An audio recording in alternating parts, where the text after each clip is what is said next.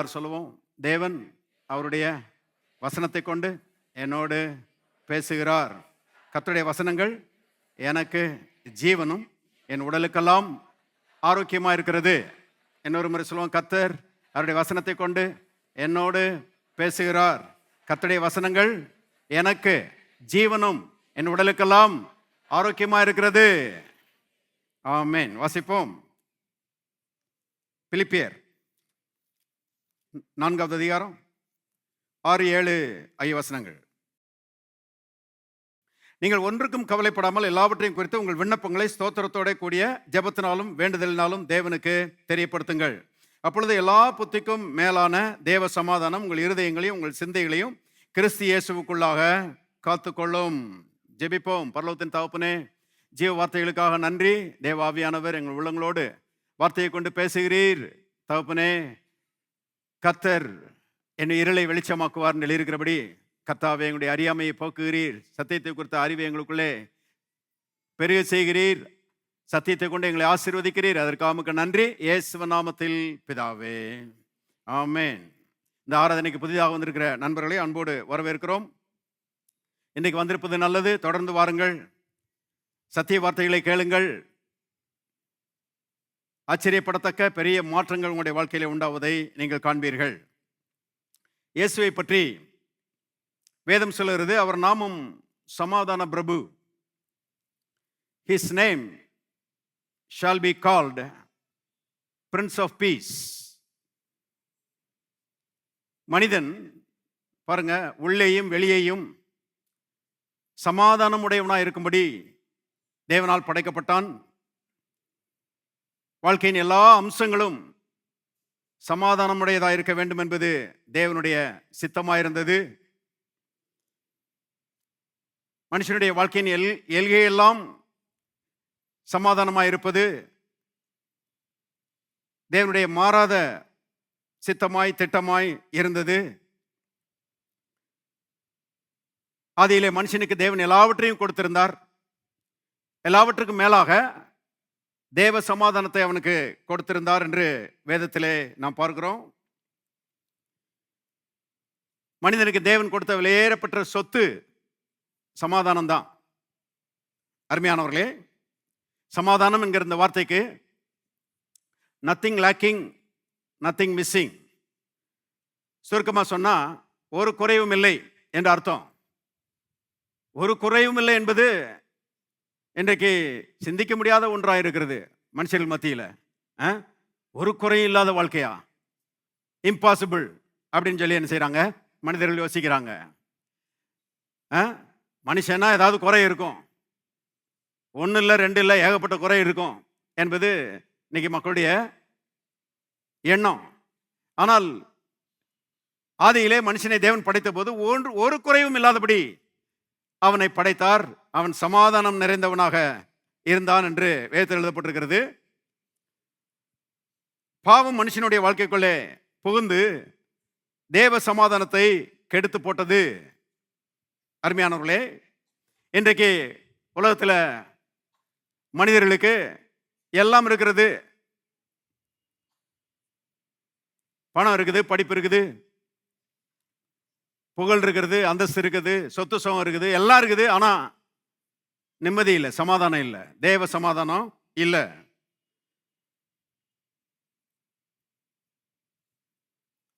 உயர்ந்த அந்தஸ்தில் இருக்கிறவங்க கூட பாருங்க, சில நேரங்களில் பேப்பர்ல வருது, திடீர்னு தற்கொலை செய்து கொண்டார்கள். ஏன் அப்படின்னு கேட்டா, கடிதம் எழுதி வச்சுட்டு செத்துருக்கிறாங்க. எனக்கு நிம்மதி இல்லை, அதனால நான் சாகுறேன். அருமையானவர்களே, இவ்விதமாக இன்னைக்கு நிம்மதி இல்லாத நிலையிலே வாழ்ந்து கொண்டிருக்கிற மக்களுக்கு அருமையானவர்களே, நற்செய்தி என்னவென்றால், தேவன் 2000 ஆண்டுகளுக்கு முன்பதாக இந்த தேவ சமாதானத்தை இயேசுவுக்குள்ளே வைத்து அந்த இயேசுவை இந்த பூமிக்கு அனுப்பி வைத்தார் என்று வேதம் சொல்கிறது. அவருடைய நாமம் சமாதான பிரபு. இயேசு தேவ சமாதானத்தை சுமந்து கொண்டு இந்த உலகத்திலே வந்தார். அருமையானவர்களே, தேவ சமாதானத்தை சமாதானம் இல்லாத மனுஷனுக்கு டக்கு டக்குன்னு கொடுத்துட்டு போயிட முடியாது. ஏன்னா மனுஷன் பாவம் செஞ்சிருக்கிறான், அவனுடைய பாவம் தண்டிக்கப்பட வேண்டும். ஆகவே அருமையானவர்களே, மனிதர்களுக்கு பதிலாக இயேசுவே தன்னைத்தானே தண்டிக்கப்படும்படி ஒப்பு கொடுத்தார் என்று வேதம் சொல்கிறது. நமக்கு சமாதானத்தை உண்டு பண்ணும் தண்டனை இயேசுவின் மீது வந்தது. ஆகவே உலகத்தில் பிறந்த ஒவ்வொரு மனுஷனுக்கும் தேவ சமாதானத்தை கொடுக்கும்படி அவனுடைய பாவத்து நிமித்தம் இயேசு தண்டிக்கப்பட்டார். எத்தனை பெரிய அன்பு! ஒவ்வொரு மனுஷனுக்காகவும் அவர் தண்டிக்கப்பட்டு, அடிக்கப்பட்டு, நொறுக்கப்பட்டு, கடைசி சொட்டு ரத்தத்தையும் சிந்தி, மரித்து அடக்கம் பண்ணப்பட்டு உயிரோடு எழுந்து இன்றைக்கு அருமையானவர்களே தன்னை விசுவாசிக்கிற எல்லா மனிதர்களுக்கும் சமாதானத்தை இலவசமாய் கொடுக்கிற சமாதான பிரபுவாக, மகா பெரிய உபகாரியாக அவர் இருக்கிறார் என்று அருமையானவர்களே சத்திய வேதம் சொல்லுகிறது. ஆகவே எங்கே நிம்மதி, எங்கே நிம்மதின்னு சொல்லி இன்னைக்கு மனுஷன் தேடி அலைய வேண்டிய அவசியம் இல்லை. மனிதர்கள் தேடி நாடி அலைகிற சமாதானம், நிம்மதி இயேசுக்குள்ளே இருக்கிறது. மிகப்பெரிய நற்செய்தி. இயேசு தேவ சமாதானத்தை அவரை விசுவாசிக்கிற, அவரை ஏற்றுக்கொள்ளுகிற, அவர் மேல் நம்பிக்கை வைக்கிற மனுஷனுக்கு இலவசமாய் தருகிறார் என்று சத்தியவேதம் சொல்லுகிறது. ஆகவே செய்ய வேண்டியதெல்லாம் அவரை அழைக்கணும், அவரை கூப்பிடணும். நானும் கோயிலுக்கு போயிட்டு தான் வர்றேன், நானும் ஜெபம் படிக்கிறேன் அப்படி இல்லை. இயேசுவே என் உள்ளத்துக்குள்ளே வாரும், நீர் என் ஆண்டவர் என்று சொல்லி அவருக்கு அழைப்பு கொடுக்கும் பொழுது இயேசு அருமையானவர்கள் உள்ளத்துக்குள்ளே வருகிறார். உள்ளத்துக்குள்ளே அவர் வரும் பொழுது தேவ சமாதானம் வந்து விடுகிறது. ஆகவே இது வரைக்கும் இயேசுவை ஆண்டவராக ஏற்றுக்கொள்ளாதவர்கள் இருப்பீர்கள். இயேசுவே உள்ளத்துக்குள்ளே வாரும், நீர் என் ஆண்டவர் என்று சொல்லி அவருக்கு அழைப்பு கொடுங்கள். இயேசுவை ஆண்டவராக ஏற்றுக்கொண்ட தேவனுடைய பிள்ளைகள் அருமையானவர்களே, கவலையற்றவர்களாக, விடுதலை உள்ளவர்களாக, இளைப்பாறுதல் நிறைந்தவர்களாக இருக்க வேண்டும் என்று தேவன் விரும்புகிறார். கர்த்தருடைய பிள்ளைகளுடைய பாருங்க வாழ்க்கை அருமையானவர்களே விடுதலை உள்ள வாழ்க்கையாக, சமாதானம் நிறைந்த வாழ்க்கையாக, நிம்மதியும் அமைதியும் இளைப்பாறுதலும் உள்ள வாழ்க்கையாக அது இருக்க வேண்டும் என்று கர்த்தர் திட்டமாய் விரும்புகிறார். திருப்போம் 1 பேதுரு புத்தகம் 1 பேதுரு 5:7. அவர் உங்களை விசாரிக்கிறவரானபடியால் உங்கள் கவலைகளை எல்லாம் அவர் மேல் வைத்து விடுங்கள். பாருங்க, ஒரு மொழிபெயர்ப்பு சொல்கிறது, அவர் உங்களை அன்போடு கரிசனையோடு விசாரிக்கிறவரானபடியால் உங்கள் கவலைகள் எல்லாம் அவர் மேல் வைத்து விடுங்கள். ஏன் அன்போடு கரிசனையோடு விசாரிக்கிறார்னா, அவர் உங்க தகப்பனா இருக்கிறாரு, அவர் உங்களுடைய அப்பாவா இருக்கிறார், உங்களை நேசிக்கிற பரலோக பிதாவா இருக்கிறாரு. ஆகவே அவர் உங்களை அன்போடு கரிசனையோடு என்ன செய்கிறார்? விசாரிக்கிறவராய் அவர் இருக்கிறார். பாருங்க, மாமா விசாரிக்கலையே, சித்தி விசாரிக்கலையே, சித்தப்பா நம்மளை மறந்துட்டாரு அப்படின்னு சொல்லி இன்னைக்கு மக்கள் பாருங்க அங்கலாய்க்கிறாங்க. கர்த்தர் சொல்றாரு, யார் விசாரிச்சாலும் விசாரிக்காம போனாலும் நான் உன்னையும் விசாரிக்கிறேன். சித்தப்பா மறந்துருக்கலாம், பெரியப்பா மறந்துருக்கலாம், ஆனால் நான் உன்னை என்ன செய்ய மாட்டேன், மறக்க மாட்டேன். அருமையானவர்களே, ஸ்திரியானவள் தன் கற்பத்தின் பாலகனுக்கு இறங்காமல் அவனை மறப்பாளோ? அவள் மறந்தாலும் நான் உன்னை மறக்க மாட்டேன். பாருங்க, உன்னை என் உள்ளங்கையில் வரைந்து வைத்திருக்கிறேன், உன் மதில்கள் எப்போதும் எனக்கு முன்பாக இருக்கிறது. பாருங்க, கர்த்தர் நம்மளை உள்ளங்கையில் வரைஞ்சி வச்சிருக்கிறாராம். இன்னைக்கு நமக்கு ரொம்ப அன்புக்குரியவர்களுடைய போட்டோவை பர்ட்ஸுக்குள்ள வச்சுக்கிறோம். பர்ட்ஸை திறக்கும்போது பார்க்கறதுக்காக வச்சுக்கிறோம். இப்போ செல்போன்லேயே வச்சுக்கிறாங்க. பாருங்க, செல்போன்ல இவங்க விரும்புகிற ஆட்களுடைய படம் இருக்குது. ஆன உடனே டக்குன்னு தெரியும். கவனிங்க, பர்ஸில் இருக்கும்போது எடுத்து பார்க்கணும், செல்போனில் இருந்துச்சுன்னா ஆன் பண்ணணும். ஆனால் பாருங்க, கர்த்தருக்கு ஒன்றுமே செய்ய வேண்டியதில்லை, கையை பார்த்தாலே தெரியும். நீங்கள் அங்கே தான் இருக்கிறீங்க. அவர் உங்களை தன்னுடைய உள்ளங்கைகளிலே வரைந்திருக்கிறார். அவர் உங்களை அன்போடு கரிசனையோடு விசாரிக்கிறவராக இருக்கிறபடினாலே உங்கள் கவலைகளை எல்லாம் என்ன செய்யுங்கள்? அவர் மேல் வைத்து விடுங்கள் என்று அருமையானவர்களே வேதம் நமக்கு ஆலோசனை சொல்லுகிறது. பாருங்க, மனுஷன் எப்படி இருக்கிறான்? திருப்போம் 1 தெசலோனிக்கேயர் புத்தகம் 5ஆம் அதிகாரம் 23ஆம் வசனம் பாருங்க. சமாதானத்தின் தேவன் தாமே உங்களை முற்றிலும் பரிசுத்தமாக்குவாராக. உங்கள் ஆவி, ஆத்மா, சரீரம் முழுவதும் நம்முடைய கர்த்தராகிய இயேசு கிறிஸ்து வரும்பொழுது குற்றமற்றதாக இருக்கும்படி காக்கப்படுவதாக. மனிதனை குறித்த பாருங்க அருமையான விளக்கம் என்னன்னா, அவன் ஆவி ஆத்மா சரீரத்தை உடையவனாக இருக்கிறான். இதை எந்த யூனிவர்சிட்டியிலையும் நீங்க படிக்க முடியாது. பைபிள்ல இருந்து மட்டும் தான் தெரிந்து கொள்ள முடியும். மனுஷன் ஒரு ஆவி மனுஷன். பாருங்க, அவனுக்கு ஒரு மனது இருக்கிறது. அவன் சரீரம் என்கிற கூற்றுக்குள்ளே குடியிருக்கிறான். கவனிங்கள், இதை போல ஒரு அற்புதமான டிஸ்கிரிப்ஷன், விளக்கம் வேற எங்கேயும் இருக்காது. இதுதான் மனுஷன். கவனிங்கள், அப்ப நாம ஆவியா இருக்கிறோம், நமக்கு ஒரு மனது இருக்கிறது, நாம் சரீரம் என்கிற கூற்றுக்குள்ளே குடியிருக்கிறோம். கவனிங்கள், இப்போ நம்முடைய ஆவி, அவன் தான் உண்மையான மனுஷன். கவனிங்க, சரீரம் முக்கியம், ஆவி முக்கியம். புறம்பான மனுஷன் முக்கியம், உள்ளான மனுஷன் முக்கியம். ரெண்டுல எது முக்கியம் கேட்டீங்கன்னா உள்ளான மனுஷன் தான் ரொம்ப முக்கியம். பாருங்க, இது நாம் வாழுகிற வீடு, இது நாம் வாழுகிற கூடு. ஆனா உண்மையான மனுஷன் உள்ள இருக்கிறான். நீங்க என்னை பார்த்த உடனே சொல்லலாம், சாலமன் பாஸ்டரா கருப்பா இருப்பாருன்னு. ஆனா அது நான் கிடையாது. பாருங்க, நான் உள்ள இருக்கிறேன், நான் ஆவி மனுஷன். என் மனைவி தான் அடிக்கடி சொல்லுவா, நீங்க ரொம்ப சிவப்பா இருக்கிறீங்க. பாருங்க, ஏன்னா புறமான மனுஷன் ரொம்ப முக்கியம் கிடையாது, உள்ளான மனுஷன் அவன் தான் முக்கியம். அப்ப நாம ஆவி மனிதர்களா இருக்கிறோம். நாம் ஆவி மனிதர்களா ஐயா நாம் ரட்சிக்கப்பட்டிருக்கிறோம். பாருங்க, ஆவியிலே நாம் ரட்சிப்பை உடையவர்களாக இருக்கிறோம். பாருங்க, ஆவியிலே தேவ சமாதானத்தை நாம் உடையவர்களாக இருக்கிறோம். நம்முடைய ஆவியிலே எந்த பிரச்சனையும் கிடையாது. அருமையானவர்களே, ஆவி ரட்சிக்கப்பட்டு விட்டது, ஆவிக்குள்ளே தேவ பிரசன்னம் வந்து விட்டது. தேவ ஆவியானவர் நம்முடைய ஆவியை மீட்பின் நாளுக்கென்று முத்திரையிட்டிருக்கிறார் என்று எழுதப்பட்டிருக்கிறது. திருப்புங்க,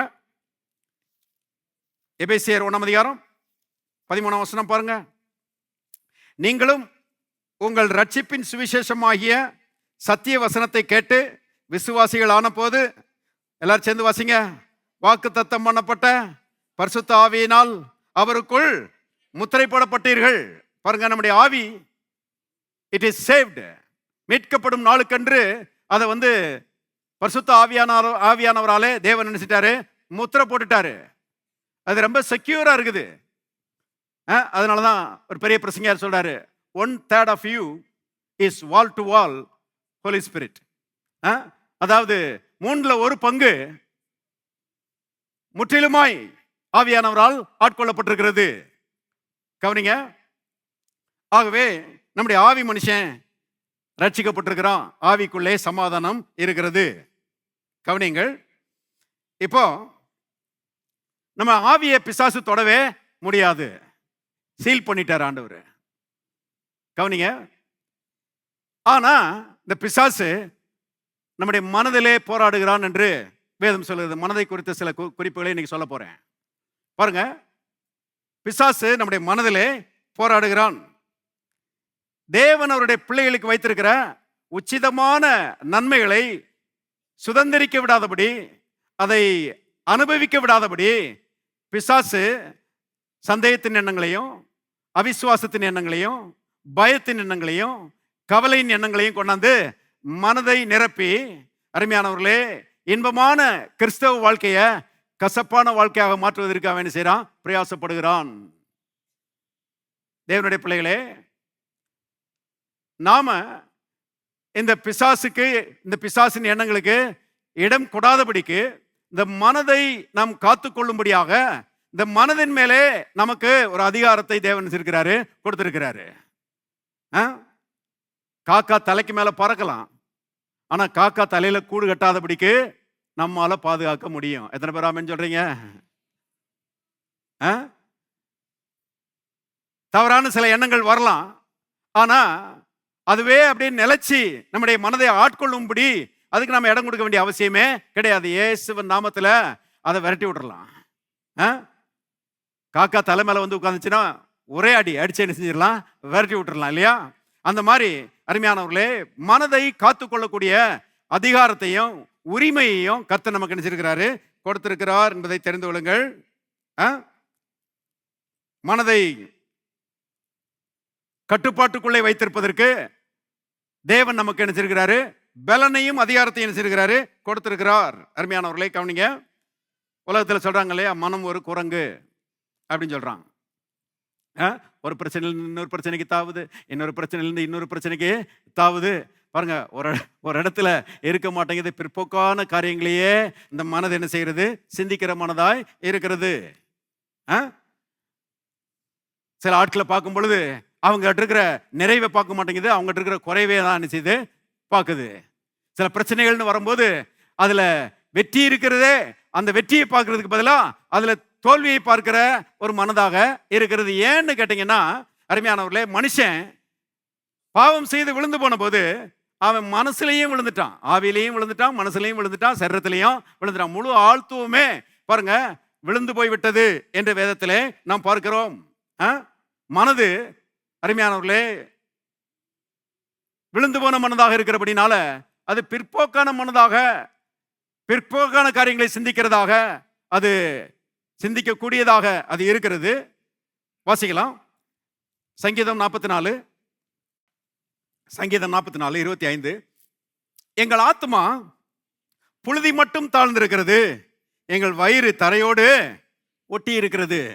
பாருங்க, ஆத்மா என்பது மனது. பாருங்க, ஆவி என்பது உள்ள இருக்கிற ஆவி மனுஷன், ஆத்மா என்பது மனது. அருமையானவர்களே சொல்லுகிறான் பாருங்க, எங்களுடைய ஆத்மா புழுதி மட்டும் தாழ்ந்திருக்கிறது, விழுந்து போய் கிடக்கிறோம், தாழ்ந்த எண்ணங்களை உடையவர்களாக இருக்கிறோம், சின்ன எண்ணங்களை உடையவர்களாக இருக்கிறோம் என்று இங்கே சங்கீதக்காரன் சொல்லுகிறதை பார்க்கிறோம். 119 சங்கீதத்துக்கு போங்க. 119 சங்கீதம் 25வது வசனம் பாருங்க. என் ஆத்மா மண்ணோடு ஒட்டி கொண்டிருக்கிறது, உமது வசனத்தின்படி என்னை உயிர்ப்பியும். பாருங்க, என்னுடைய ஆத்மா மண்ணோடு ஒட்டி கொண்டிருக்கிறது. அப்ப விழுந்து போய் கிடக்கிறது, புழுதியில கிடக்கிறது. அதுதான் ஆத்மாவுடைய நிலைமை. பாருங்க, இது தேவன் ஆதியிலே வைத்த அந்த ஒரிஜினல் ஸ்டேட்ல இல்ல.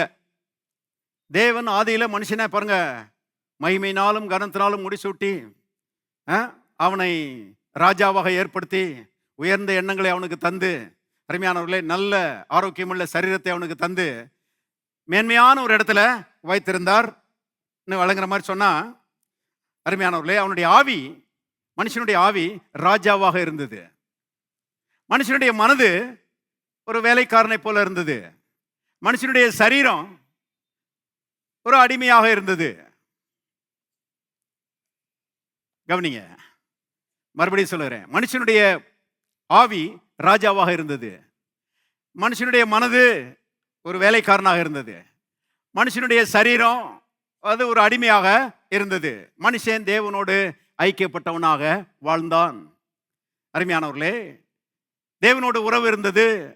தேவன் இவன் கூட பேசுறாரு, இவன் தேவனோட பேசுகிறான், தேவ சத்தத்தை இவன் ஆவியில கேட்கிறான், தேவன் ஆவியிலே அவனுக்கு காரியங்களை வெளிப்படுத்துகிறார். இப்போ ஆவியிலே கேட்கிற அந்த கட்டளைய, ஆவி ராஜா மாதிரி இருக்குது பாத்தீங்களா, அதனால மனசுக்கு கட்டளை கொடுக்கிறது, இப்படிதான் நீ சிந்திக்கணும் அப்படின்னு சொல்லி மனசுக்கு கட்டளை கொடுக்கிறது. மனது சரீரத்துக்கு கட்டளை கொடுக்குது, இதைத்தான் நீயே செய்யணும்னு சொல்லி. ஆகவே அருமையானவர்களே, மனுஷனுடைய வாழ்க்கை ரொம்ப ஒழுங்கும் கிரமமாக இருந்தது. மனுஷனுடைய செயல்பாடுகள் நீதியும் நியாயமுமாக இருந்தது. அருமையானவர்கள், கர்த்தர் மனுஷனுடைய வாழ்க்கையின் மூலமாக மகிமைப்பட்டார் என்று வேதத்திலே நாம் பார்க்கிறோம். மனுஷனுடைய வாழ்க்கையின் மூலமாக தேவன் சந்தோஷப்பட்டாரு. ஆனால் பாவம் உள்ள நுழைஞ்ச மாத்திரத்துல, மனுஷன் பாவம் செஞ்ச மாத்திரத்துல தேவன் வைத்திருந்த ஒழுங்கு கெட்டு போச்சு. அருமையானவர்களை கவனிங்க, பாவம் வந்தபோது ராஜாவாக இருந்த ஆவி பாருங்க தேவனை விட்டு துண்டிக்கப்பட்ட மாத்திரத்துல அது மரித்து போய்விட்டது என்று வேதம் சொல்லுகிறது. மரணம் என்றால் பிரிவு என்று அர்த்தம். கவனிங்க, மனுஷனுடைய ஆவி தேவனை விட்டு பிரிந்த மாத்திரத்தில் அது மரித்து போய்விட்டது. ஆவிக்குள்ள இருந்த ஜீவன் போய்விட்டது, ஆவிக்குள்ள இருந்த வல்லமை போய்விட்டது, ஆவிக்குள்ள இருந்த அதிகாரம் போய்விட்டது, ஆவி செயலிழந்து போய்விட்டது மனுஷன் பாவம் செய்த போது. இப்போ அடிமையா இருந்த சரீரம் ராஜாவா மாறிடுச்சு. அடிமையா இருந்த சரீரம் ராஜாவாக மாறி, அருமையானவர்களே, இந்த சரீரம் சொல்லுகிற காரியங்களை இந்த மனது சிந்திக்க ஆரம்பித்தது. இப்படிதான் பெரிய ஒரு குளறுபடி உண்டாச்சு பாருங்க. மனுஷன் விழுந்து போன மாத்திரத்தில் அவனுக்கு எல்லாமே டாப்பிள் ஆயிடுச்சு, எல்லாம் பாருங்க தாறுமாறாயிடுச்சு. இத எபேசியர் 2ஆம் அதிகாரத்திலே நாம் தெளிவாக வாசிக்கிறோம். திருப்போம் எபேசியர் 2ஆம் அதிகாரம், எபேசியர் 2:1 அக்கிரமங்களினாலும் பாவங்களினாலும் மரித்தவர்களாயிருந்த உங்களை உயிர்ப்பித்தார். நம்மளை ஆண்டவர் என்ன செஞ்சாராம்? உயிர்ப்பித்திருக்கிறாராம். எல்லாரும் சொல்லுவோம், தேவன் என்னை உயிர்ப்பித்திருக்கிறார். இன்னொரு முறை சொல்லுவோம், தேவன் என்னை உயிர்ப்பித்திருக்கிறார். இன்னொரு முறை சொல்லுவோம், தேவன் என்னை உயிர்ப்பித்திருக்கிறார். நாமெல்லாம் ஜீவனை உடைய ஆட்கள். தேவ ஜீவன் நமக்குள்ளே ஊதப்பட்டிருக்கிறது. ஆனா அந்த விவரத்தை கவனிங்க. அக்கிரமங்களினாலும் பாவங்களினாலும் மரித்தவர்களாயிருந்த உங்களை உயிர்ப்பித்தார். அவைகளில் நீங்கள் முற்காலத்திலே இவ்வுலக வழக்கத்துக்கு ஏற்றபடியாகவும் கீழ்ப்படியாமையின் பிள்ளைகளிடத்தில் இப்பொழுது கிரியை செய்கிற ஆகாயத்து அதிகார பிரபுவாகிய ஆவிக்கேற்றபடியாகவும் நடந்து கொண்டீர்கள். அவர்களுக்குள்ளே நம்ம எல்லாரும் முற்காலத்திலே நமது மாம்ச இச்சையின்படியே நடந்து நமது மாம்சமும் மனசும் விரும்பினவைகளை செய்து சுபாவத்தினாலே மற்றவர்களைப் போல கோபாக்கினையின் பிள்ளைகளாக இருந்தோம். கவனிங்க, முற்காலத்திலேனா இயேசுவை ஏற்றுக்கொள்வதற்கு முன்பதாக பாருங்க எப்படி இருந்தோமா? கீழ்ப்படியாமையின் பிள்ளைகளா இருந்தோமா? என்னைக்கு இயேசுவை ஏற்றுக்கொண்டு இயேசுக்குள்ள வந்தோமோ அன்னைக்கே நம்ம கீழ்ப்படுகிற பிள்ளைகளா மாறிட்டோம். இயேசுவை ஏற்றுக்கொள்வதற்கு முன்பதாக நம்ம ஆதாமுக்குள்ள இருந்தோம். ஆதாம் ஒரு கீழ்ப்படியாதவன் இல்லையா? அப்ப நாமளும் கீழ்ப்படியாதவர்களாக இருந்தோம் என்பதை தெரிந்து கொள்ளுங்கள்.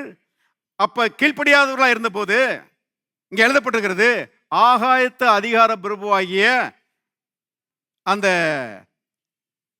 ஆவி, அதாவது பிசாசுப்பட்டு தான் சொல்லப்பட்டிருக்கிறது. ஆவி ஆகாயத்து அதிகார பிரபுவாகிய ஆவி கேட்டபடி நடந்து கொண்டோம். அவன் நம்மளை ஆட்டி படைச்சு பாருங்க, ஆவி ஏற்கனவே மறிச்சு போய் கிடக்குது இல்லையா? இந்த பிசாசு இந்த சரீரத்தின் உணர்வுகள் மூலமாக, சூழ்நிலையின் மூலமாக பாருங்க, மனுஷருடைய கருத்துக்களின் மூலமாக நம்ம கூட பேசி பாருங்க, இந்த சரீரத்தின் மூலமாக நம்முடைய மனதை ஆட்கொண்டு மாம்சமும் மனசும் விரும்பினவைகளை செய்து பாவத்துக்கு பாருங்க நேராக ஓடி பாவத்தை செய்து சுபாவத்தின்படி கோபாக்கினின் பிள்ளைகளாக இருந்தோம். பாவத்தின் மேல பாவத்தை செஞ்சுட்டே இருந்தோம். அதனுடைய விளைவு என்னன்னா, கோபாக்கினையை பாருங்க குவித்து கொண்டோம். தேவ கோபாக்கினை நம்ம மேல இருந்துச்சு. நல்லா கவனிங்க. ரட்சிக்கப்படாம இருந்திருந்தோம்னா அந்த கோபாக்கினைக்கு வர வேண்டிய தண்டனையை நாம பெற்றுத்தான் ஆக வேண்டும். மாட்டேன்னு யாரும் சொல்லவே முடியாது. ஆனால் கர்த்தருக்கு ஸ்தோத்திரம். 4வது வசனத்தை பாருங்க. தேவனோ இரக்கத்தில் ஐஸ்வர்யம் உள்ளவராய் நம்மில் அன்பு கூர்ந்த தம்முடைய மிகுந்த அன்பினாலே, எல்லாரும் சொல்லுவோம் மிகுந்த அன்பினாலே. மிகுந்த அன்புன்னா இங்கிலீஷ்ல கிரேட் லவ் என்று எழுதப்பட்டிருக்கிறது. கிரேட் லவ்னா பெரிய அன்பு. எல்லாரும் சொல்லுவோம் பெரிய அன்பு. மனுஷனுடைய அன்பை ஒரு நாளும் பெரிய அன்புன்னு சொல்லி வேதம் சொல்லவே இல்லை. மனுஷர்கள் இன்னைக்கு அன்பு காமிக்கிறாங்க, அது சாதாரண ஒரு அன்பு. மனுஷனுடைய அன்பு எப்படின்னா, என்னை நேசிச்சுன்னா நான் உன்னை நேசிப்பேன், என்னை பகைச்சனா நான் உன்னை பகைப்பேன், என்னை நீ வெறுத்தனா நான் உன்னைய வெறுப்பேன், நீ என் மேல துப்புனா நான் உன் மேல துப்புவேன். இதுதான் மனுஷனுடைய அன்பு. ஆகவேதான் மனுஷனுடைய அன்பை பெரிய அன்புன்னு பைபிள்ல போடவே இல்லை, அன்புன்னு போட்டிருக்குது. ஆனா அருமையானவர்களே, தேவனுடைய அன்பு பெரிய அன்பு என்று எழுதப்பட்டிருக்கிறது. ஏன் இது பெரிய அன்புன்னா பாருங்க, தேவனுக்கு விரோதமாக, தேவனுக்கு பகைஞர்களாக வாழ்ந்து கொண்டிருந்த நாம் ஆசீர்வதிக்கப்படும்படி, ரட்சிக்கப்படும்படி நமக்காக கடைசி சொட்டு ரத்தத்தையும் இயேசு தந்தாராம். ஆகவேதான் இது பெரிய அன்பு, தேவனுடைய பெரிய அன்பு, அவருடைய இரக்கத்தின் ஐஸ்வர்யம் நம்முடைய சார்பிலே வெளிப்படுத்தப்பட்டபடினாலே, அருமையானவர்களே, சொல்லப்பட்டிருக்கிறது பாருங்க 5வது வசனத்துல, அக்கிரமங்களில் மரித்தவர்களாயிருந்த நம்மை கிறிஸ்துவுடனே கூட உயிர்ப்பித்தார், கிருபையினாலே ரட்சிக்கப்பட்டீர்கள். பாருங்க, கிறிஸ்துவுடனே கூட உயிர்ப்பித்தார். இயேசு நமக்காக சிலுவையில் பாடுபட்டு மரித்து அடக்கம் பண்ணப்பட்டு உயிரோடு எழுந்தார் இல்லையா? அந்த புண்ணியத்தின் அடிப்படையில் பாருங்க, அவரோட கர்த்தர் நம்மளை இணைச்சு விட்டாராம். we are identified with Jesus. இயேசுவோடு நாம இணைக்கப்பட்டிருக்கிறோம்.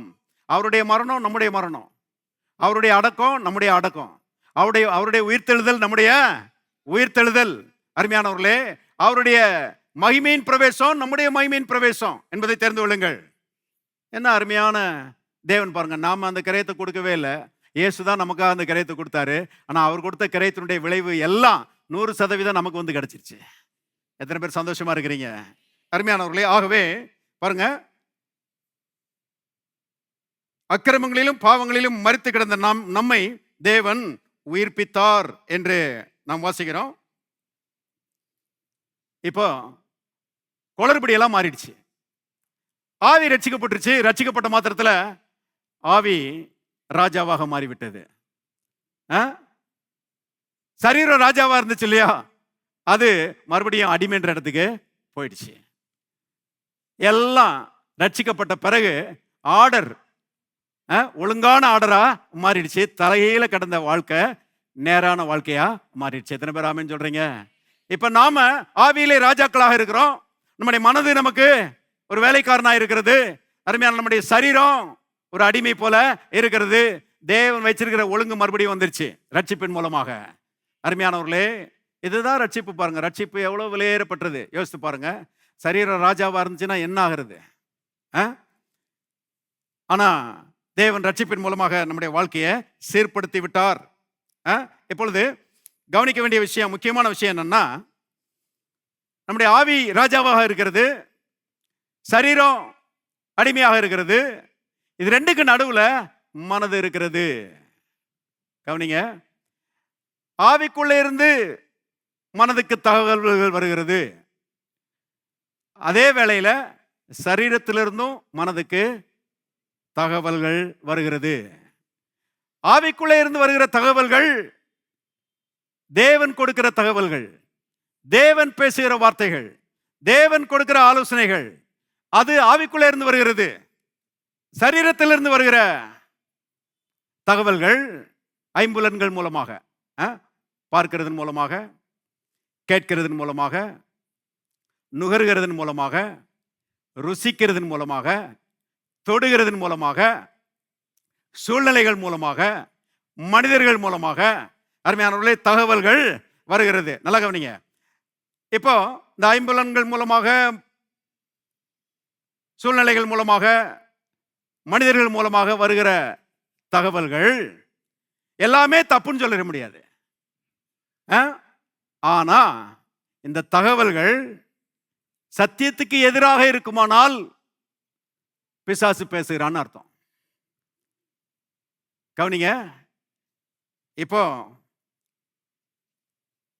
சத்தியத்துக்கு எதிரான தகவல்களை ரிஜெக்ட் பண்ணிட்டு சத்தியத்தை நம் மனதிலே வைப்போமானால் நம்முடைய சிந்தை ஆவிக்குரிய சிந்தை. சத்தியத்துக்கு எதிரான அந்த தகவல்களை நம்ம எடுத்துக்கொண்டு சத்தியத்தை நம்ம நிராகரிப்போமானால் நம்முடைய சிந்தை மாம்ச சிந்தை. திருப்புங்க ரோமர் 8ஆம் அதிகாரம். ரோமர் 8ஆம் அதிகாரம் 6வது வசனம் பாருங்க. மாம்ச சிந்தை மரணம், ஆவியின் சிந்தையோ ஜீவனும் சமாதானமுமாம். பாருங்க, அப்ப இந்த மனது இருக்குதே, இத ரொம்ப பாருங்க கொஞ்சம் பிரயாசம் எடுத்து ட்ரெயின் பண்ண வேண்டியது மிக மிக அவசியமா இருக்கிறது. தேவனுடைய பிள்ளைகளை கவனிங்க. இத வசனத்தை சிந்திக்கிற மனதாக இத திருப்ப வேண்டிய ஒரு பொறுப்பை தேவன் நமக்கு கொடுத்திருக்கிறார். மாம்ச சிந்தை மரணம். ரட்சிக்கப்பட்டவர்களுக்கு தேவ ஆவியானவர் எழுதுகிறார். மாம்ச சிந்தை மரணம். மரணம் என்றால் பாருங்க, அதுக்குள்ள பயம் இருக்கிறது, கலக்கம் இருக்கிறது, கவலை இருக்கிறது, தோல்வி இருக்கிறது. பாருங்க, இந்த பயம், கலக்கம், கவலை, தோல்வி எல்லாமே மாம்ச சிந்தையின் விளைவு என்று கர்த்தருடைய ஆவியானவர் சொல்லுகிறார். கவனிங்க. இப்போ ஆவியின் சிந்தையோ ஜீவனும் சமாதானமுமாம். ஆவியின் சிந்தை என்றால் தேவன் கொடுக்கிற ஆலோசனைகளை சிந்திப்பது, தேவன் நமக்கு பேசுகிற வார்த்தைகளை சிந்திப்பது, வசனத்தின் சிந்தையை உடையவர்களாக இருப்பது, அதுதான் ஆவிக்குரிய சிந்தை. ஆவியின் சிந்தையோ ஜீவனும் சமாதானமுமாம். அப்ப ஜீவன் சமாதானம் என்றால் அருமையானவர்களே, வாழ்வு, வளமை, வெற்றி, உயர்வு, நல்ல எதிர்காலம் என்று அர்த்தம். எத்தனை பேர் வாழ்ந்திருக்க விரும்புகிறீர்கள்? வாழ்ந்திருக்க விரும்புகிற தேவனுடைய பிள்ளைகள் அருமையானவர்களே, மாம்ச சிந்தையை ரிஜெக்ட் பண்ணிட்டு ஆவிக்குரிய சிந்தைக்கு அருமையானவர்களே முதலிடம் கொடுக்க வேண்டும் என்று கர்த்தருடைய ஆவியானவர் ஆலோசனை சொல்லுகிறார். ஆவியின் சிந்தையை காத்துக்கொள்ள வேண்டியது அவசியமா இருக்கிறது. உதாரணத்துக்கு நான் சொல்லுகிறேன். பாருங்க, ஒரு குடும்பத்தில் ஒரு பையன் அவன் கர்த்தருடைய வழிகளை விட்டு போறான். அவன் தவறான வழிகளில் போறான். உடனே பெற்றோர்கள் என்ன யோசிக்கிறாங்க? சில நேரங்களில், ஐயோ இப்படி இப்படி வழி விலகி போறானே, இப்படி போனான்னா என்ன ஆகும்? ஏதாவது பயங்கரமான குற்றத்துக்குள்ள சிக்கிடுவானோ? கடைசியில் கோர்ட்டுக்கு போய் ஜெயிலுக்கு போயிடுவானோ? என் வாழ்க்கை அழிஞ்சு போயிருமோ? ஐயோ நம்ம பிள்ளையுடைய எதிர்காலம் ஒன்றும் இல்லாமல் போயிருமோ அப்படின்ற எண்ணம் என்ன செய்கிறது? உடனே பெற்றோர்களுக்கு வருகிறது இல்லையா? ஆனா அதே வேளையில உள்ளே இருக்கிற தேவன் சத்தம் கொடுக்கிறாரு. என்ன சத்தம் கொடுக்கிறாரு? உன் பிள்ளைகள் கர்த்தரால் போதிக்கப்பட்டிருப்பார்கள், அவருடைய சமாதானம் பெரிதா இருக்கும். நானும் கர்த்தர் எனக்கு தந்த என் பிள்ளைகளும் இஸ்ரவேலிலே அடையாளங்களாகவும் அற்புதங்களாகவும் இருக்கிறோம். கர்த்தர் தம்முடைய ஆவியையும் தம்முடைய ஆசீர்வாதத்தையும் உன்னுடைய பிள்ளைகள் மேலே, உன் சந்தானத்தின் மேலே ஊற்றுவார். அவர்கள் புல்லின் நடுவே அலறி செடிகளைப் போல வளருவார்கள். இது தேவன் கொடுக்கிற சத்தம். நல்லா கவனிங்க. என்னாகுமோ ஏதாகுமோன்னு சொல்லி அங்கலாய்க்கிறதுக்கு பதிலாக போறான், உண்மைதான். ஆனா தேவன் சொல்லியிருக்கிறாரு, என் பிள்ளைகள் கர்த்தரால் போதிக்கப்பட்டிருப்பார்கள், அவருடைய சமாதானம் பெரிதா இருக்கும். எல்லாரும் கரங்களை வைத்து சொல்லுவான், என் பிள்ளைகள் கர்த்தரால் போதிக்கப்பட்டிருப்பார்கள், அவருடைய சமாதானம் பெரிதா இருக்கும். இன்னொரு முறை சொல்லுவோம், என்னுடைய பிள்ளைகள் கர்த்தரால் போதிக்கப்பட்டிருப்பார்கள், அவருடைய சமாதானம் பெரிதா இருக்கும். இன்னொரு முறை சொல்லுவாங்க, என் பிள்ளைகள் கர்த்தரால் போதிக்கப்பட்டிருப்பார்கள், அவருடைய சமாதானம் பெரிதா இருக்கும். அப்படி சொல்லணும். பாருங்க, ஆவியின் சிந்தையை காத்துக்கொள்ளும் போது கலக்கம், பயம், பாருங்க அதைரியம், இதுக்கெல்லாம் அங்கே இடமில்லாமல் போகிறது. அருமையான தேவ சமாதானம் நம்ம என்ன செய்கிறது? ஆண்டு கொள்கிறது. அவ்விதமாக கர்த்தரை நாம் பற்றுக்கொண்டு கர்த்தருடைய வார்த்தையை நாம் விசுவாசிக்கும் போது தேவ ஆவியானவர் நம்முடைய சார்பிலே செயல்படாமல் இருக்க மாட்டார். கர்த்தருடைய வார்த்தையை நாம் விசுவாசிக்கும் போது தேவ ஆவியானவர் வல்லமையாய் செயல்பட்டு வழி தப்பி போன அந்த பையனை மறுபடியும் கர்த்தர் திருப்பி கொண்டு வருவார். ஆமென். அவனை சரியான பாதையில கொண்டு வந்துருவாரு. அப்புறம் நீங்க யோசிப்பீங்க, இது கர்த்தராலே ஆயிட்டு நம்முடைய கண்களுக்கு ஆச்சரியமா இருக்கிறது. தேவனுடைய பிள்ளைகளே, அப்படிதான் பாருங்க, ஆவியின் சிந்தையை நாம் காத்துக்கொள்ள வேண்டும் என்பதை தெரிந்து கொள்ளுங்கள். ஆவி இப்ப ராஜாவாயிடுச்சு இல்லையா? இப்போ மனதுக்கு, அந்த வேலைக்காரனுக்கு கட்டளை கொடுக்குது, இதை செய்யி, இதை செய்யாத, இதை யோசி, இதை யோசிக்காத அப்படின்னு சொல்லி ஆவி சொல்லும்போது பாருங்க, அப்படியே ஆகட்டும் எஜமான், அப்படியே செய்கிறேன்னு சொல்லி இந்த மனது என்ன செய்கிறது? ராஜாவுக்கு அடிபணிகிறது. கண்டதையும் சிந்திக்காம ராஜா சொன்னதை செய்யறதை தவிர இந்த மனசுக்கு வேற சாய்ஸே கிடையாது. இந்த மனசு சொன்னதை சரீரம் அப்படியே என்ன செய்கிறது? எக்ஸிக்யூட் பண்ணுகிறது. இப்படித்தான் அருமையானவர்களே கிறிஸ்தவ வாழ்க்கை பாருங்க, ராஜ்ய வாழ்க்கையாக, சூழ்நிலைகளை கட்டுப்படுத்துகிற வாழ்க்கையாக, தீமைகளை மேற்கொள்ளுகிற வாழ்க்கையாக இருக்கிறது என்பதை தெரிந்து கொள்ளுங்கள். ஆகவே அருமையானவர்களே, மனதை பாருங்க கர்த்தருடைய வார்த்தைக்கு இணங்கும்படியாக ஆவிக்குரியவர்களாய், ஆவின் சிந்தை உடையவர்களாய் மனதை ஆண்டு கொள்ள வேண்டும் என்று கர்த்தர் நமக்கு ஆலோசனை சொல்கிறார். ஆவியா இருக்கிற நாம் நம்முடைய ஆத்மாவிற்கு கட்டளை போடணும். நீ இப்படிதான் செய்யணும், சிந்திக்கணும். இதை விட்டு மாத்தி சிந்திக்க உனக்கு உரிமை இல்லை என்று ஆத்மாவை பார்த்து நாம் எப்போதும் பாருங்க பேச வேண்டியதா இருக்கிறது. யோசுவாவின் புஸ்தகத்திலாம் நீங்க வாசித்து பாருங்க. உங்கள் ஆத்மாவை குறித்து வெகு சாவதானமாயிருங்கள், ரொம்ப எச்சரிக்கையா இருங்க. கண்ட சிந்தைக்கு என்ன செய்யாதீங்க, இடம் கொடுக்காதீங்க. அதனால பாருங்க, செல்போன்லாம் அருமையானவர்களே மனதின் எண்ணங்களை ஷேட்டர் பண்ணுகிற அருமையானவர்களே ஒரு பெரிய கருவியாக இருக்கிறது. எல்லாத்தையும் ஓப்பன் பண்ணக்கூடாது, கண்டதையும் என்ன செய்யக்கூடாது, பார்க்கக்கூடாது. எத்தனை பேர் வாழ விரும்புகிறீர்கள்? நான் வாழ விரும்புகிறேன். எதெல்லாம் எனக்கு பிரயோஜனமா இருக்குமோ அதை தவிர வேற எதையும் நான் செய்ய மாட்டேன், பார்க்க மாட்டேன். இருக்கிறீங்களா? பாருங்க, சங்கீதக்காரன் சொல்லுகிறான். திருப்பம் 131 சங்கீதம், 131 சங்கீதம் 2வது வசனம் பாருங்க. தாயின் பால் மறந்த குழந்தையை போல நான் என் ஆத்மாவை அடக்கி அமர பண்ணினேன். என் ஆத்மா பால் மறந்த குழந்தையை போல இருக்கிறது. தாவீது அருமையான வெற்றிகரமான ஒரு மனுஷனா இருந்தான், ராஜாவா இருந்தான்லாம் நம்ம வாசிக்கிறோம். அதுக்கு ஆழமான காரணங்கள் இருக்குது பாருங்க. சொல்றான், தாயின் பால் மறந்த குழந்தையை போல என் ஆத்மாவை அடக்கி அமர பண்ணினேன். ராஜா அவன் மாம்சீக ரீதியில ஒரு ராஜா மட்டும் இல்ல, ஆவிக்குரிய ரீதியில அவன் பெரிய ராஜா.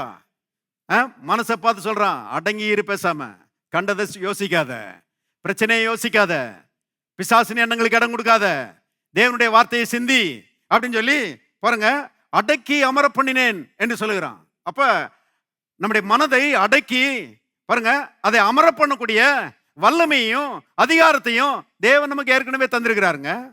பழைய ஏற்பாட்டில் இருந்த தாவீதுக்கே இவ்வளவு ஸ்லாக்கியம்னா புதிய ஏற்பாட்டில் இருக்கிற நமக்கு எவ்வளவு பெரிய ஸ்லாக்கியம்.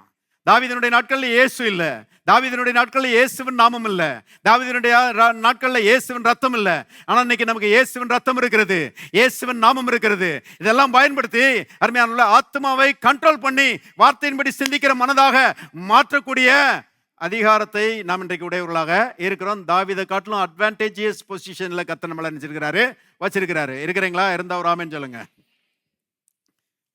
பால் மறந்த குழந்தை, ஒரு மொழிபெயர்ப்பு சொல்கிறது பால் குடித்து திருப்தியான குழந்தை. பால் குடிச்சு திருப்தியான குழந்தைய பார்த்துருக்கிறீங்களா? சாட்டிஸ்ஃபைட். அவ்வளவுதான், கொஞ்ச நேரத்தில் கண்ணு மூடிடும், அப்படியே தூங்கிடும், ரெஸ்ட்டுக்கு போயிடும். பாருங்க, என்ன பாலுங்க? வசனமாகிய பால். அல்லேலூயா. நீங்கள் மறுபடியும் பிறந்த குழந்தைகளைப் போல திருவசனமாகிய களங்கமில்லாத ஞானப்பாலின் மேல் வாஞ்சியாயிருங்கள். திருவசனமாகிய பால நல்லா குடிங்க. அது மனதை நிரப்பட்டும், உள்ளத்தை நிரப்பட்டும். நிரம்பின மாத்திரத்துல மனது அதை தவிர வேற எதையும் சிந்திக்காது. you will get into rest. நீங்க இளைப்பாறுதலுக்குள்ள போயிருவீங்க, சமாதானத்துக்குள்ள பிரவேசிப்பீங்க. உங்க வாழ்க்கை ரொம்ப சமாதானம் நிறைந்த வாழ்க்கையாக இருக்கும். பாருங்க, நிம்மதியும் அருமையானவர்களே மனசாந்தியும் உங்களுடைய பங்காக மாறிவிடும் என்பதை தெரிந்து கொள்ளுங்கள். பாருங்க, என் ஆத்மா பால் மறந்த குழந்தை போல இருக்கிறது என்று அந்த அளவுக்கு மனதை பாருங்க டிசிப்ளின் பண்ணியிருக்கிறான்.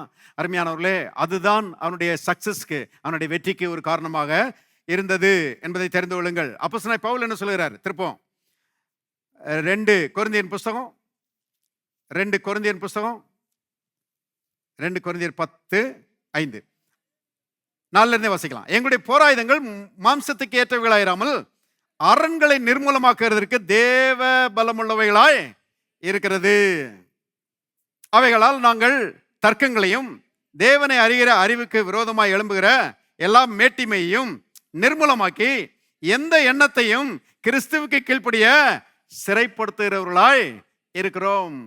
பவுல் ஒரு வெற்றிகரமான மனுஷன் இல்லையா? தாவீது பழைய ஏற்பாட்டில் ஒரு வெற்றிகரமான ஆவிக்குரிய மனுஷன். புதிய ஏற்பாட்டில் பவுல் பாருங்க, அவர் ஒரு வெற்றிகரமான ஊழியக்காரர்.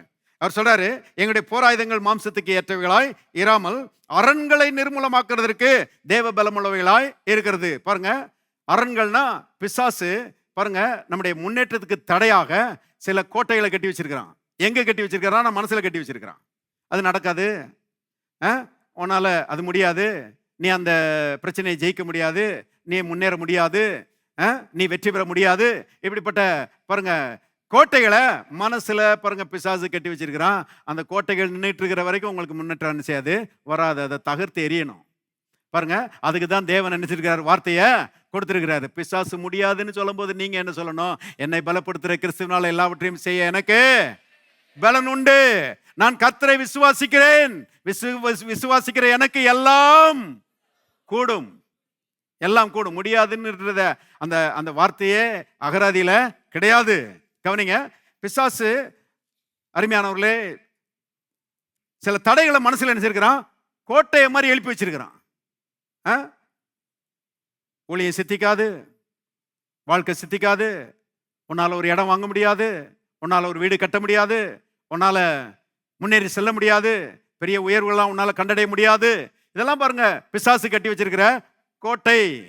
இப்ப நீங்க சொல்லணும், மனுஷராலே கூடாதுதான், தேவனாலே எல்லாம் கூடும். தேவன், என் தேவன் எனக்கு எல்லாவற்றையும் சாத்தியமாக்குகிற தேவன். பாருங்க, அந்த எண்ணம், அந்த முடியாதுன்ற எண்ணம் மாறணும், அந்த கோட்டை இடியணும். அருமையானவர்களே, அப்போஸ்தலனாகிய பவுல் சொல்கிறாரு, அதற்கு வேண்டிய ஆயுதங்களை கர்த்தர் கொடுத்திருக்கிறாரு. அவருடைய வார்த்தை, அவருடைய நாமம், அவருடைய ரத்தம், அவருடைய ஆவியானவர், இதெல்லாம் நமக்கு கொடுத்திருக்கிற அருமையானவர்களே ஆயுதங்கள். அதை பயன்படுத்தி அந்த பிசாசு மனசுல கட்டி வச்சிருக்கிற இந்த கோட்டைகளை நிர்மூலமாக்குகிறோம் என்று சொல்கிறாரு. 5ஆம் வசனம் பாருங்க. அவைகளால்னா அந்த போராயுதங்களால் நாங்கள் தர்க்கங்களையும் தேவனை அறிகிற அறிவுக்கு விரோதமாய் எழும்புகிற எல்லா மேட்டிமையையும் நிர்மூலமாக்கி எந்த எண்ணத்தையும் கிறிஸ்துவுக்கு கீழ்ப்படிய சிறைப்படுத்துகிறவர்களா இருக்கிறோம். ஆவிக்குரிய போலீஸ்மேன்கள் நாங்க, ஆவிக்குரிய போலீஸ்காரங்க நாங்க. பிசாசு தவறான எண்ணங்களை கொண்டு வரும்போது போலீஸ்காரர் திருடனை அரெஸ்ட் பண்ற மாதிரி நாங்க அந்த எண்ணத்தை கேப்டிவேட் பண்ணுகிறோம், அரெஸ்ட் பண்ணுகிறோம், அந்த எண்ணத்தை சிறைப்படுத்துகிறோம் என்று சொல்லுகிறாரு. அருமையானவர்களே, அந்த எண்ணத்தை கிறிஸ்துவுக்கு கீழ்ப்படிய சிறைப்படுத்துகிறவர்களா இருக்கிறோம். கிறிஸ்து சொன்னதுதான் கரெக்ட், நீ சொன்னது தப்பு. அதனால நீ உன் எண்ணத்தை எடுத்துட்டு ஓடு. கிறிஸ்து சொன்னதை நான் நம்புகிறேன், எங்களுக்கோ கிறிஸ்துவின் சிந்தை உண்டாயிருக்கிறது. அல்லேலூயா. எல்லாரும் சொல்லுவோம், எங்களுக்கோ கிறிஸ்துவின் சிந்தை உண்டாயிருக்கிறது. இன்னொரு முறை சொல்லுவோம், எங்களுக்கோ கிறிஸ்துவின் சிந்தை உண்டாயிருக்கிறது. இன்னொரு முறை சொல்லுவோம், எங்களுக்கோ கிறிஸ்துவின் சிந்தை உண்டாயிருக்கிறது. கிறிஸ்துவின் சிந்தை என்னதுங்க? வசனத்தின்படி சிந்திக்கிற மனசுதான், அதுதான் கிறிஸ்துவின் சிந்தை. இப்ப போவோம், சங்கீதம் 116:7. என் ஆத்துமாவே கர்த்தர் உனக்கு நன்மை செய்தபடியால் உன் இளைப்பாறுதலுக்கு திரும்பு. பாருங்க, தன் ஆத்மாவை பத்தி பேசுறான். என்ன சொல்றான்? ஆவியில நான் ராஜா, என் ஆத்மாவை நீ வேலைக்காரன், நான் சொன்னபடிதான் நீயே கேட்கணும். நீ எனக்கு சஜஸ்ட் பண்ணக்கூடாது, நான் தான் உனக்கு சொல்லுவேன், நீ தான் எனக்கு என்ன செய்யணும்? கீழ்ப்படியணும். பாருங்க சொல்றான் பாருங்க, என் ஆத்மாவே கர்த்தர் உனக்கு நன்மை செய்தபடியால் நீ உன் இளைப்பாறுதலுக்கு திரும்பு. என்ன நன்மை தாவீதே? 6ஆம் வசனம் பாருங்க. கர்த்தர் கபடற்றவர்களை காக்கிறார், நான் மெலிந்து போனேன். எல்லாரும் சேர்ந்து வாசிக்கலாம். அவர் என்னை ரட்சித்தார். எத்தனை பேர் சொல்றீங்க அவர் என்னை ரட்சித்தார்? அல்லேலூயா. எல்லாரும் சொல்லுவோம், தேவன் என்னை ரட்சித்தார்.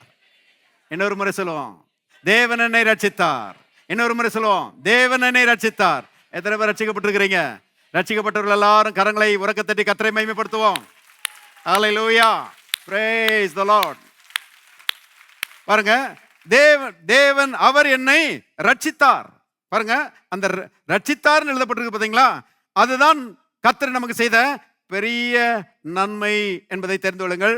ரட்சிப்பு பார்க்கலாம், பெரிய நன்மை ஏதாவது இருக்குதா? ரட்சிப்புக்குள்ளே அருமையானவர்களே, பிசாசின் கரத்திலிருந்து மீட்பு என்கிற சாக்கியம் உண்டாயிருக்கிறது. நரகத்திலிருந்து தூக்கி எடுக்கப்பட்ட ஒரு சாக்கியம் நமக்கு உண்டாயிருக்கிறது. நித்திய வாழ்வு, நித்திய ஜீவன் பாருங்க நமக்கு கொடுக்கப்பட்டிருக்கிறது ரட்சிப்பின் மூலமாக. பரலோகத்திலே நம்முடைய பெயர் ஜீவ புஸ்தகத்திலே எழுதப்பட்டிருக்கிறது ரட்சிப்பின் மூலமாக.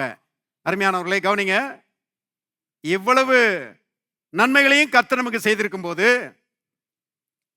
சங்கீதக்காரன் தன்னுடைய ஆத்மாவை பார்த்து பேச சொல்கிறான், ஏன் எனக்குள் கலங்குகிறாய், ஏன் எனக்குள் தியங்குகிறாய்?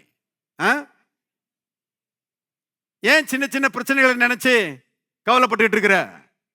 ஏன் தூங்காம கிடக்குற? நீ உன் இளைப்பாறுதலுக்கு திரும்பு. ஆத்மாவே நல்லா தூங்கு. காரணம், உன்னை காக்கிற தேவன் உறங்குகிறதும் இல்லை, தூங்குகிறதும் இல்லை. அல்லேலூயா. எல்லாரும் சொல்லுவோம், கர்த்தர் என்னை காக்கிறவர், என்னை காக்கிற தேவன் உறங்குகிறதும் இல்லை, தூங்குகிறதும் இல்லை. கர்த்தர் என்னை எல்லா தீங்குக்கும் விலக்கி காப்பார்.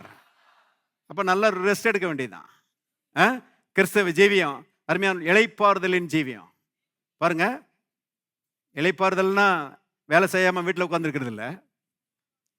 சிலர் அதை இளைப்பாறுதல் நினைச்சிட்டு இருக்கிறாங்க. இல்ல, கர்த்தர் கொடுத்த வேலையை கண்ணுங்கருத்துமானு செய்யணும். ஆனா வேலை செய்யும் போதே மனசுல ஒரு பெரிய இளைப்பாறுதல். நான் இளைப்பாறுதலின் மனிதன். தேவன் எனக்கு என்ன செய்திருக்கிறாரு? இளைப்பாறுதலை தந்திருக்கிறார். ஆகவே ஆத்மாவை பாருங்க கட்டுப்பாட்டுக்குள்ளே வைக்கக்கூடிய ஒரு ஸ்லாக்கியத்தை கர்த்தர் நமக்கு என்ன தந்திருக்கிறாரு. இப்ப கடைசியா ஒரு குறிப்பை சொல்லி முடிக்க விரும்புகிறேன். சிலர் இருக்கிறாங்க பாருங்க, அவங்க கடந்த காலத்தில் ஏற்பட்ட சில கசப்பான அனுபவங்களை நினைச்சுக்கிட்டே இருப்பாங்க. அதை நினைச்சு கவலைப்பட்டு கொண்டு வருத்தப்பட்டு கொண்டே இருப்பாங்க. எப்ப பார்த்தாலும் பாருங்க அதை பற்றியே நினைச்சிட்டு இருப்பாங்க. தேவனுடைய பிள்ளைகளே, அதனாலே வருகிற துக்கத்தை உடையவர்களாக இருப்பாங்க. கர்த்தருடைய ஆவியானவர் சொல்லுகிறார், அப்படிப்பட்ட துக்கம் விசுவாசத்தை கெடுப்பது மட்டுமல்ல, கர்த்தர் எதிர்காலத்திலே வைத்திருக்கிற இனிமையான அனுபவங்களையும் வெற்றியையும் சுதந்திரிக்க விடாதபடிக்கு தடை செய்கிறது. தேவனுடைய பிள்ளைகளை கவனிங்க. ஆகவே கடந்த காலத்தில் சில தவறுகள் நடந்திருக்கலாம். கர்த்தருடைய ஆவியானவர் சொல்லுகிறார், அதுக்கு நீ காரணமா இருந்திருப்பாயானால் பாவத்தை அறிக்கையிடு, மன்னிப்பு கேளு. கர்த்தர் உன்னை மன்னிக்கிறது மட்டும் இல்ல, அந்த காரியத்தை மறந்து விடுகிறார். நீயும் அதை என்ன செஞ்சிரு? மறந்துரு. கவனிங்க, ஒருவேளை மற்றவர்களால் அது உண்டாயிருக்குமானால் அதை என்ன செஞ்சிரு? மறந்துரு. அந்த அதனால் வருகிற அந்த கவலையையும் பாரத்தையும் மனசை விட்டு பிடுங்கி எரிந்து விடு என்று கர்த்தருடைய ஆவியானவர் ஆலோசனை சொல்லுகிறார். சாமுவேலை பற்றி நமக்கு தெரியும் இல்லையா? அவன் ஒரு பொருத்தனையின் மகன். அன்னாள் என்கிற அவனுடைய அம்மா கர்த்தர்ட்ட பொருத்தனை பண்ணுகிறா, எனக்கு ஒரு ஆண் பிள்ளையை தருவீரானால் நான் அவனை அவனுடைய வாழ்நாள் முழுவதும் உம்மை சேவிக்கும்படி உம்முடைய ஆலயத்தில் கொண்டாந்து விட்டுருவேன், ஊழியக்காரனாக இருக்கும்படி உம்முடைய ஆலயத்தில் கொண்டாந்து விட்டுருவேன்னு சொல்லி பொருத்தனை பண்ணா, கர்த்தர் அவருடைய ஜெபத்தை கேட்டு பாருங்க சாமுவேலை கொடுத்தார். பால் மறந்த உடனே அன்னாள் அவனை பாருங்க கர்த்தருடைய ஆலயத்தில் கொண்டு போய் விட்டுட்டா. இந்த சின்ன சாமுவேலோட தேவன் பேசினார் என்று நம்ம வேதத்தில் வாசிக்கிறோம். சாமுவேலே சாமுவேலேன்னு என்ன செஞ்சாரு? கூப்பிடுறாரு. இவன் எழும்பி ஓடுறான். யார்கிட்ட ஓடுறான்னா ஊழியக்காரத்தில் ஓடுறான். என்னையா கூப்பிட்டீங்களான்னு. அந்த அளவுக்கு கர்த்தர் தான் கூப்பிடுறாருன்னு அவனுக்கு தெரியல. ஆனால் சின்ன வயசா இருக்கும் போதே கர்த்தர் பாருங்க அவங்க கூட என்ன செய்யறாரு? இடைப்படுகிறாரு, பேசுகிறாரு. அருமையானவர்களே, அவன் கர்த்தரை அவருடைய வார்த்தையின் அடிப்படையிலே அறிந்து கொண்டான். வார்த்தை குறித்த வெளிப்பாட்டின் மூலமாக கர்த்தரை அவன் அறிந்து கொண்டான். பிற்காலத்தில் அவன் பெரிய தீர்க்கதரிசியாக, ஒரு பெரிய நியாயாதிபதியாக அவன் மாறினான். இஸ்ரவேல் மக்களை பாருங்க வெற்றிகரமான பாதையிலே நடத்தி செல்கிற ஒரு நியாயாதிபதியாக, ஒரு பெரிய தீர்க்கதரிசியாக அவன் மாறினான். ஆனால் கொஞ்ச நாள் ஆகும்போது, கொஞ்சம் வருஷங்கள் போகும்போது வயசாயிடுச்சு அவனுக்கு. சின்ன பையனா வந்த ஆண்டவர்கிட்ட, ஆனால் வயசாயிடுச்சு. வயசான மாத்திரத்தில் அருமையானவர்களே, அவனுடைய பிள்ளைகள் இருக்கிறாங்களே அவங்க பாருங்க அவ்வளவு சரி கிடையாது. அவங்க பொருளாசைக்கு சாய்கிற பிள்ளைகளாக இருந்தார்கள் எழுதப்பட்டிருக்கிறது. ஆகவே இஸ்ரேல் மக்கள் யோசிக்கிறாங்க, நமக்கு சாமுவேல் இத்தனை காலமா உதவி செஞ்சாரு, நம்மளை நடத்தினாரு.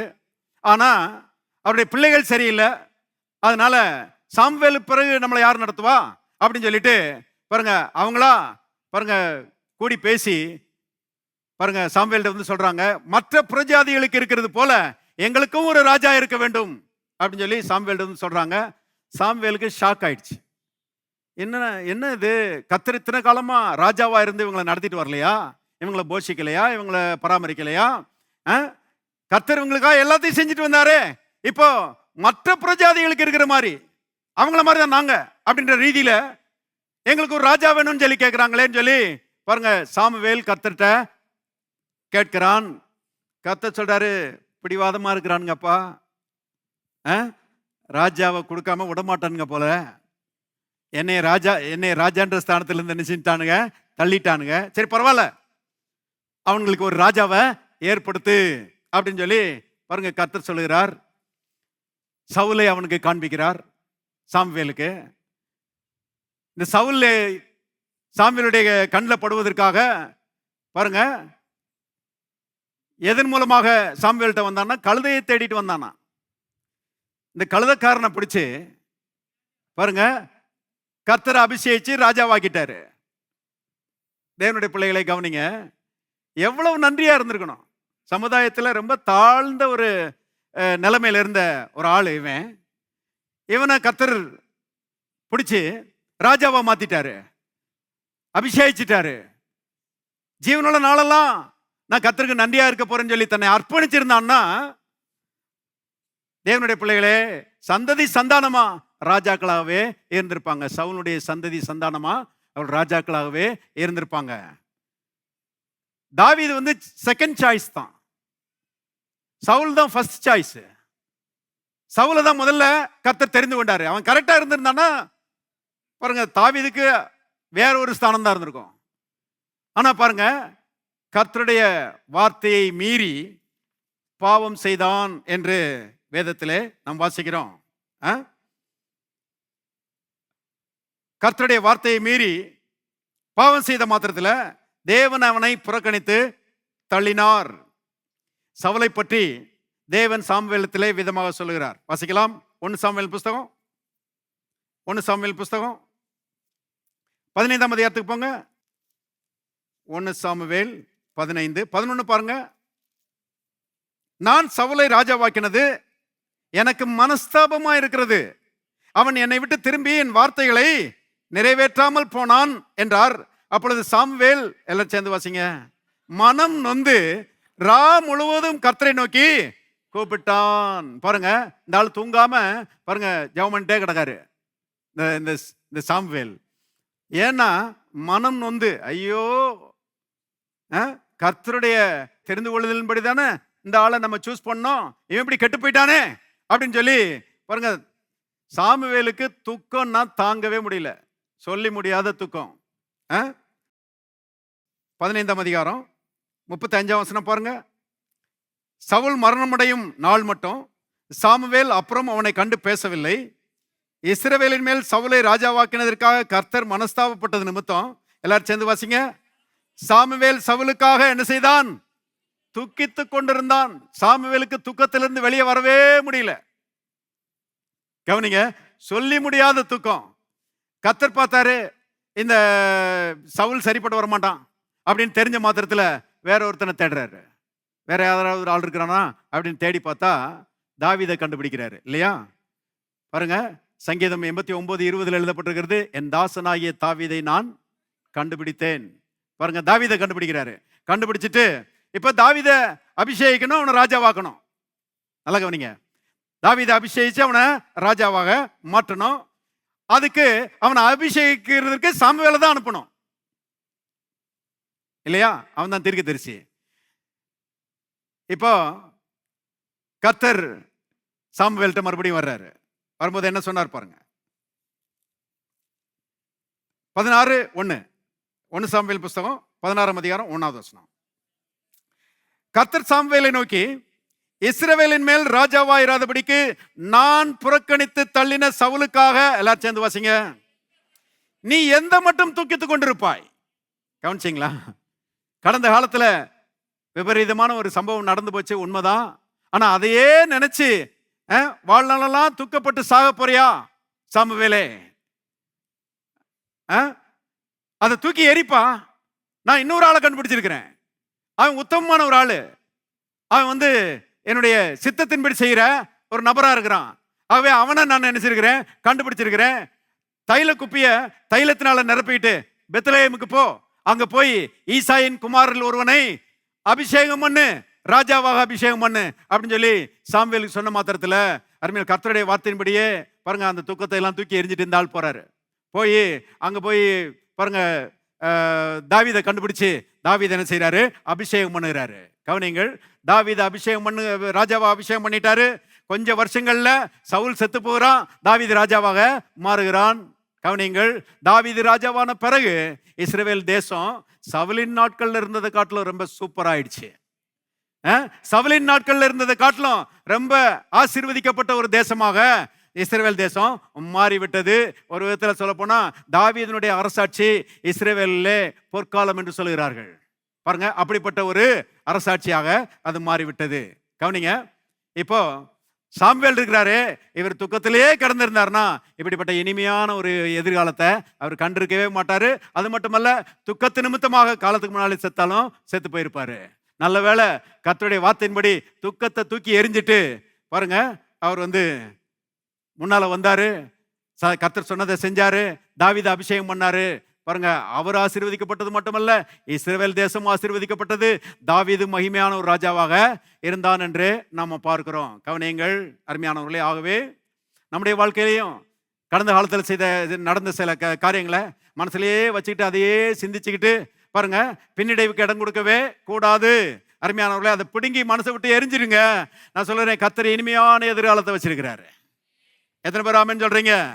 நல்ல ஒளிமயமான எதிர்காலத்தை கர்த்தர் வச்சிருக்கிறாரு. நம்புங்கள் அருமையானவர்களே. ஒரே ஒரு வசனத்தை வாசி முடிச்சிருவோம். எபிரேயர் புத்தகம் 12ஆம் அதிகாரம். எபிரேயர் புத்தகம் 12ஆம் அதிகாரம் 1வது வசனம் பாருங்க. ஆகையால் மேகம் போன்ற இத்தனை திரளான சாட்சிகள் நம்மை சூழ்ந்து கொண்டிருக்க பாரமான யாவற்றையும், கவனிச்சிங்களா? பாரமான யாவற்றையும், எல்லாரும் சொல்லுவோம், பாரமான யாவற்றையும், பாரமான யாவற்றையும் நம்மை சுற்றி நெருக்கி நிற்கிற பாவத்தையும் தள்ளிவிட்டு விசுவாசத்தை துவக்கிறவரும் முடிக்கிறவருமாகிய இயேசுவை நோக்கி நமக்கு நியமிக்கப்பட்டிருக்கிற ஓட்டத்தில் பொறுமையோடு ஓடக்கடவோம். கர்த்தர் சொல்றாரு, அந்த பாரமான காரியங்களை தள்ளிவிடு, தூக்கி எறி. கர்த்தர் தூக்கி எறிய மாட்டாரு, நீங்க தான் தூக்கி எறியணும். தூக்கி எறிஞ்சிட்டு அருமையானவர்களே, விசுவாசத்தை துவக்கிற இயேசுவை நோக்கி பாருங்க, நீங்க உங்களுக்கு நியமிக்கப்பட்டிருக்க ஓட்டத்தில் பொறுமையோடு ஓடுங்க. மகத்தான எதிர்காலம் நமக்கு காத்திருக்கிறது. அருமையான கர்த்தருடைய ஆவியானவர் சொல்கிறார், கவனிங்க, உங்களுடைய பெஸ்ட் டேஸ், உங்களுடைய மிகச்சிறந்த நாட்கள் உங்களுக்கு பின்னால இல்ல, உங்களுடைய மிகச்சிறந்த நாட்கள் உங்களுக்கு முன்னால இருக்குது. The best days are ahead of you. உங்களுக்கு முன்னால இருக்குது. விசுவாசியுங்கள் அருமையானவர்களே. வெற்றிகரமான வாழ்க்கைய கர்த்தர் உங்களுக்கு தருகிறவராய் இருக்கிறார். சமாதானம், சாந்தி, விடுதலை, பாருங்க, வெற்றி, உயர்வு, ஆசீர்வாதம் எல்லாம் இயேசுவுக்குள்ளே இருக்கிறது. இயேசுவை நோக்கி ஓட கடவோம். Every day, every week, every month, every year, பாருங்க, அது ஒவ்வொரு நாளும், ஒவ்வொரு வாரமும், ஒவ்வொரு மாதமும், ஒவ்வொரு வருஷமும் கர்த்தருக்கு நேராக அருமையால் போகிற ஒரு வாழ்க்கை, கர்த்தரை நெருங்குகிற ஒரு வாழ்க்கை. நிச்சயமா அவரை நெருங்க நெருங்க பிரகாசம் அதிகமாயிட்டே தான் போகும். எல்லாரும் சொல்லுவோம், நான் நீதிமான், என்னுடைய பாதை நடுப்பகல் வரைக்கும் அதிகமாய் பிரகாசிக்கிற சூரிய பிரகாசம் போல இருக்கும்.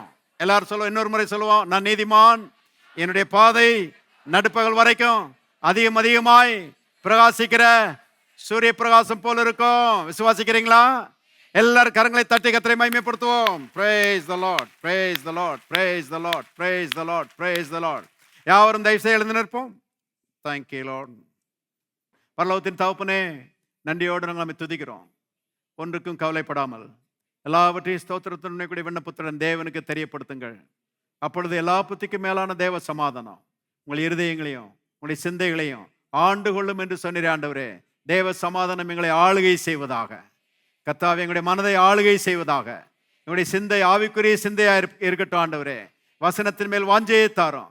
வசனத்தை தியானிக்க, வசனத்திலே கர்த்தாவே மனதை லைத்திருக்க செய்ய எல்லாருக்கும் கிருபை செய்வீராக ஆண்டவரே. வெற்றி வாழ்க்கைக்கு நேராக எல்லாரையும் நீர் நடத்தும்படி கர்த்தராகிய இயேசுவின் நாமத்திலே நாங்கள் ஜெபிக்கிறோம் ஆண்டவரே. நீர் விதமாக செய்கிறீர், அதற்காக உமக்கு நன்றி. இயேசுவின் நாமத்தில் பிதாவே, ஆமென்.